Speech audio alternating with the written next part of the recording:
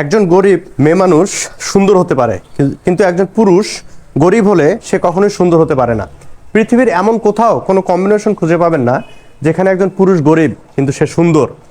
আপনার বাবার কাছে সুন্দর হতে পাবেন না, আপনার মার কাছে সুন্দর হতে পাবেন না, আপনার ফ্যামিলির কাছে সুন্দর হতে পাবেন না, এই সমাজের কোথাও আপনি সুন্দর হতে পাবেন না। কিন্তু এমন হাজারো মেয়ে আছে যারা গরিব কিন্তু সুন্দর, তাদের গ্রহণযোগ্যতা আছে। আপনি টাকা ছাড়া ইসলামের যে 5টা স্তম্ভ আছে, এই 5টা স্তম্ভের মধ্যে হজ, জাকাত, এই 2 স্তম্ভ ধনী মানুষের জন্য।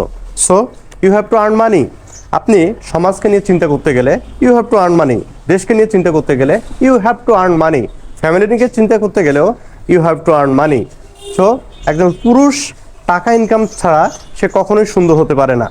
আপনি অযথা বসে বসে আপনার সময় নষ্ট করতেছেন, আপনি হে করবেন হো করবেন, দেশকে নিয়ে চিন্তা করতেছেন, সমাজকে নিয়ে চিন্তা করতেছেন, কিন্তু আপনি আপনার নিজেকে সঠিক জায়গায় সঠিক সময়ে ব্যয় করছেন না, শুধুমাত্র চিন্তাই করে যাচ্ছেন।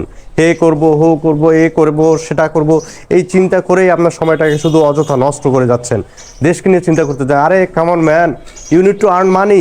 আপনি যদি সৎভাবে টাকা ইনকাম করেন এবং সেই টাকা ইনকাম করার পর আপনি একটা মানুষকে কাজে নিয়োগ করতে পারেন, তাহলে আপনি দেশপ্রেম দেখাতে পারেন। অযথা আপনি বসে বসে শুধু দেশকে নিয়ে চিন্তা করছেন, সমাজকে নিয়ে চিন্তা করতেছেন, কোনো লাভ নাই। তুমি তো তোমার পরিবার, সন্তান বা বউকেই ভালোবাসো না।